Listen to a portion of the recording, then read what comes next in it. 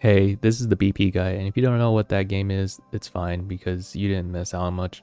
Recently though, I stumbled upon this game, and to be honest, this was not on my radar until I saw a friend in the friend group streaming the game. Long story short, he was the patient zero that convinced me and others to play and slowly get hooked on it. Coming from Blue Protocol, it kind of played similar to that and PSO2 NGS. Anyways, I'm getting sidetracked. The whole point of this video is to provide general tips on how to MVP and SAO Fracture Daydream. I saw a lack of guides out there explaining basic ideas how to achieve MVP or how to get closer to getting MVP. Maybe the top players are beaters trying to hide strats, I don't know, but everyone should at least know these foundational tips because the game is mostly a long grind for the best gear. The better everyone is doing, the faster your lobbies will be, which translates to higher loot rates per hour. The game will also reward the player and team with additional ranked EXP to those that place high, making it beneficial to try in dungeons to shorten the total grind.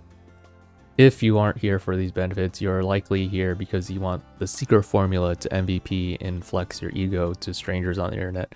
Let me just say this. That's absolutely fine, and the game encourages this behavior with the battle results at the end of each dungeon. So to start, the number one tip I have is to play with people you could communicate with. I'm not talking about solo queuing into lobbies or only relying on the in-game pinging system. I'm referring to queuing with friends or trying to look for groups to play on various social platforms and having at least one person communicate in a voice channel what to do.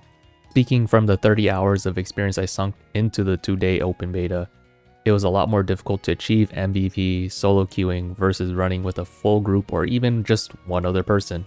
Granted, I was still getting MVP almost all the time. The gap between other players was a lot closer than when I was in a voice chat with others.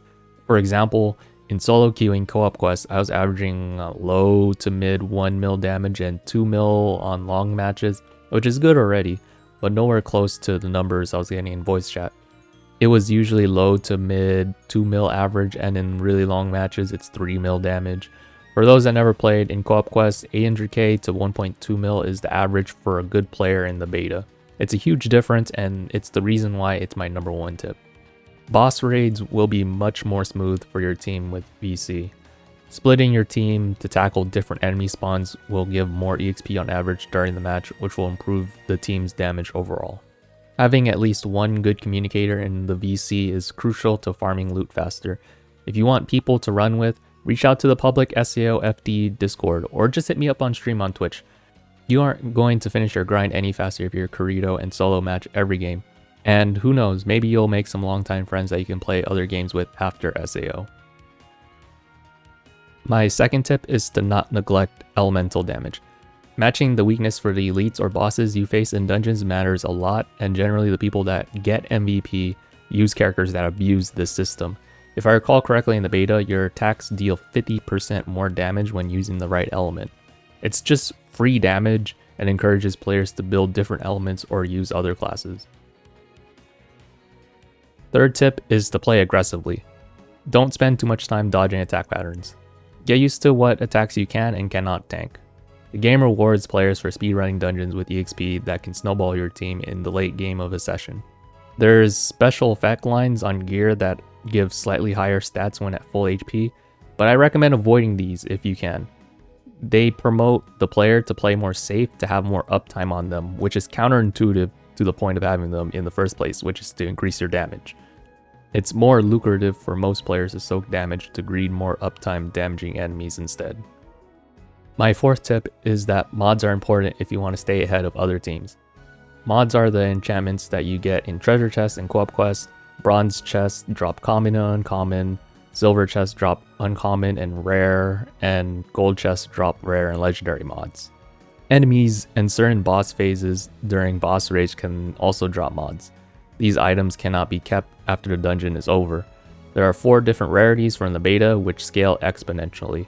For example, the common rarity for crit rate is 7.5%, 15% for uncommon, 30% for rare, and a whopping 50% for legendary.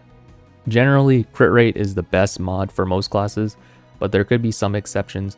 For instance, advanced skill cooldown might be viable on classes that give healing or buffs to party members, or for classes that get almost all their damage from advanced skills. Another case is when most of the enemies left are weak to your element and an element weakness mod drops.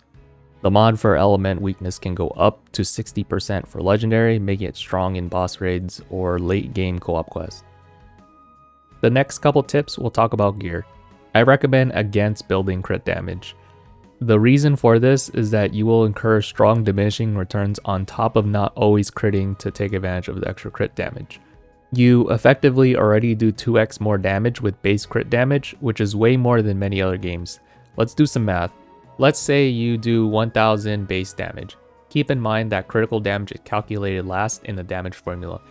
If you were to inflict 1000 damage when you don't crit, then when you do crit, you will do 2000 damage. Now, if you have a line that gives 10% critical damage, your total damage will be 2100, which is only a 5% damage increase. All of this assumes you are critting 100% of the time, which you won't in almost every situation. So the increase is far lower than using special effects that boost critical rate, attack power, or elemental damage. Speaking of elemental damage, your element on your gear as well as the special effects it has matter more than the rarity of it. Throughout the beta, I ran an uncommon weapon because it simply had the better rolls than the legendaries I got. From beta, nothing really changed from a common versus legendary besides the special effects they have. One of my very last tips is to not neglect passive abilities. You unlock equipable passives that you can use on any character upon reaching rank 30 on a character, which is about 25 to 30 matches per character. The amount of matches you need is less if you are constantly the MVP. You can equip only 2 passives in a character loadout. These passives help a ton when it comes to increasing your contribution to the dungeon.